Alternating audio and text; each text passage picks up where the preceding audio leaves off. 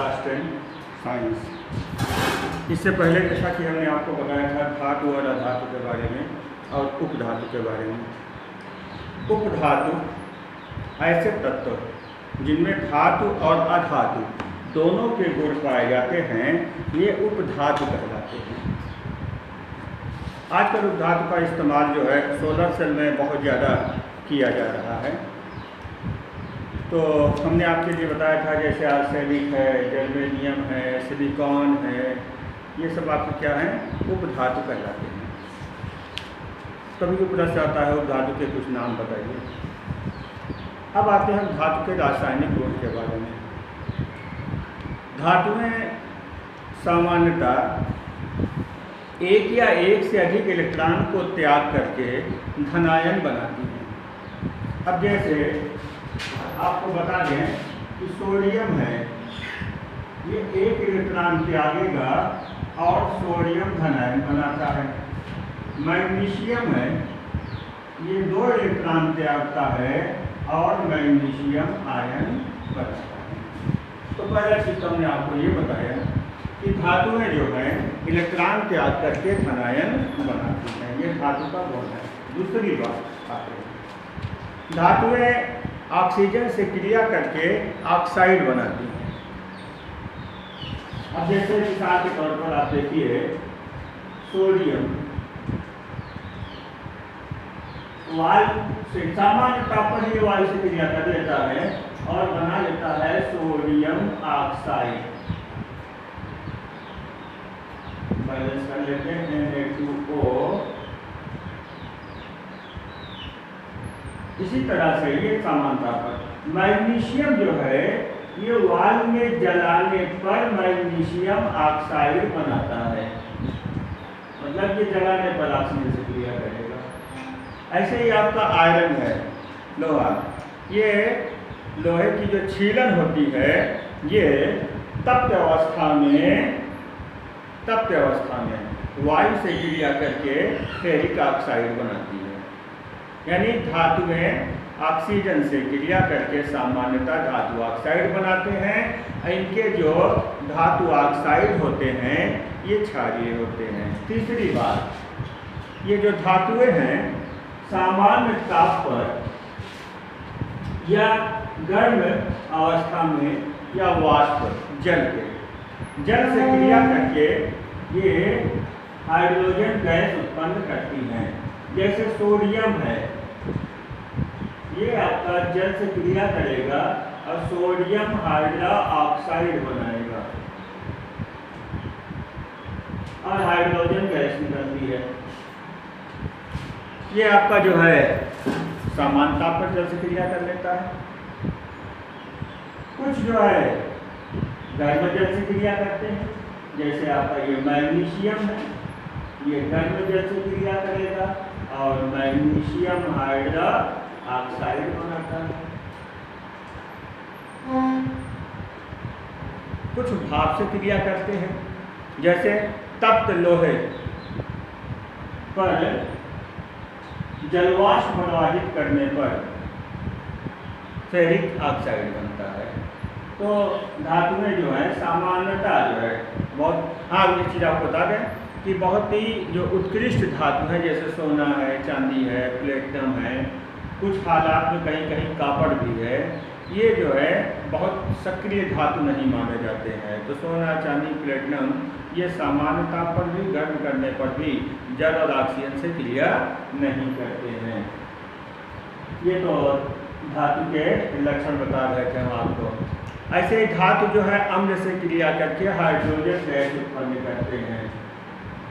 जैसे सोडियम है, ये हाइड्रोक्लोरिक अम्ल से क्रिया करेगा तो बनाएगा सोडियम क्लोराइड और हाइड्रोजन गैस। सोडियम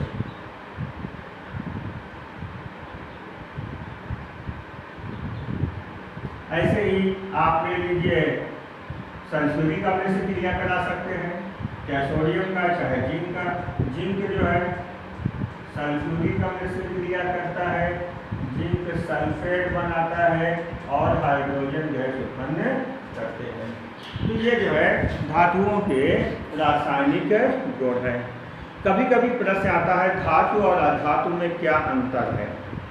हम आपको बता दें कि जैसा हमने धातु के और अधातु के लक्षण बताए हैं, उसी आधार पर इनके अंतर भी आप बता सकते हैं। अब देखिए,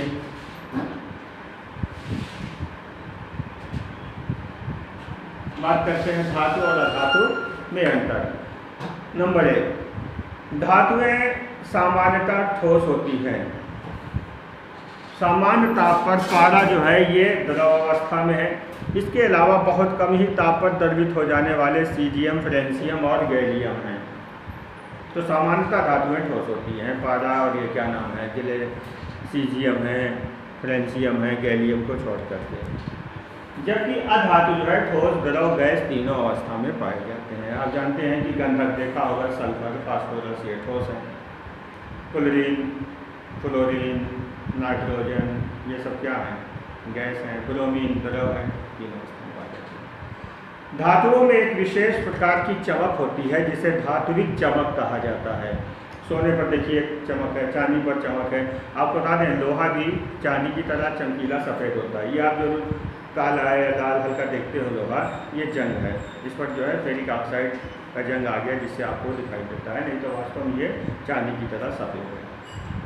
आप सोडियम को काटिए चाकू से, मुलायम होता है सोडियम, तो आपको कैसे चमक दिखाई देगी, यानी तुरंत ही ऑक्सीजन से क्रिया करता है, चमकीला सफ़ेद होता है। तो धातुओं पर एक विशेष चमक होता है जिसे धात्विक चमक कहा जाता है। जबकि अधातुओं में कोई विशेष चमक नहीं होता। हाँ, कुछ अपवाद हैं, जैसे आपका ग्रेफाइट जो पेंसिल में होता है, ये चमकीला होता है, अधातु है।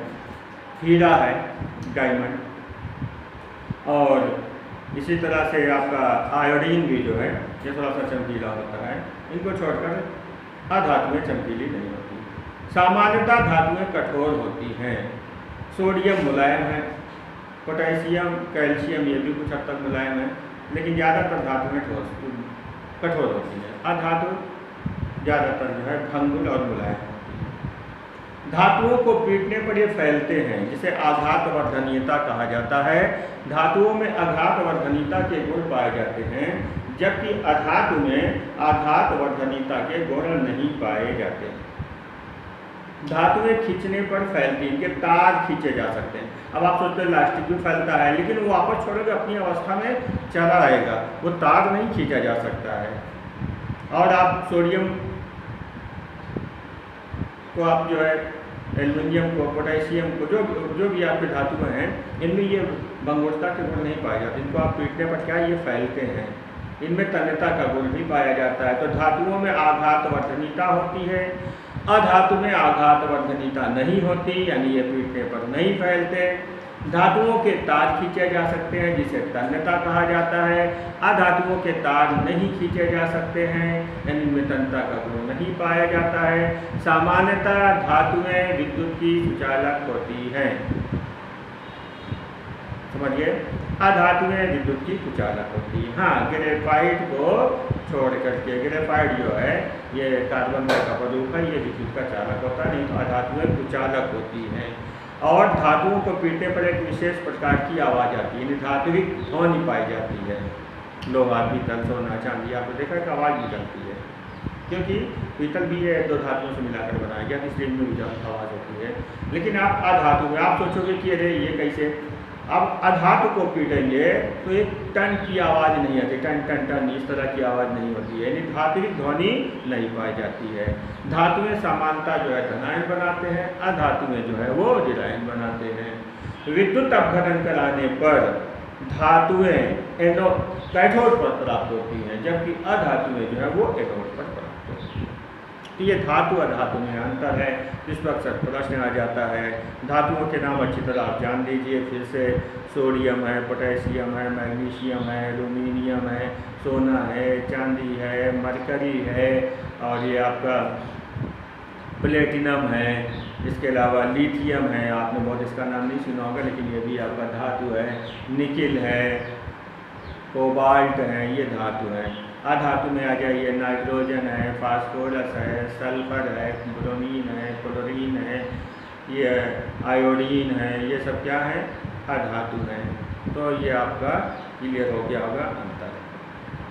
ठीक, अब इसके बाद हम इसमें से मिश्र धातु उठाएंगे आइंदा, क्योंकि आजकल हमारी जो है थोड़ा सा मूल्यांकन का कार्य चल रहा है, बोर्ड काफ़ी चेक करने के लिए इसे समझ नहीं मिल पा रहा है, लेकिन ये कि हम वीडियो जो है अपलोड करते रहेंगे।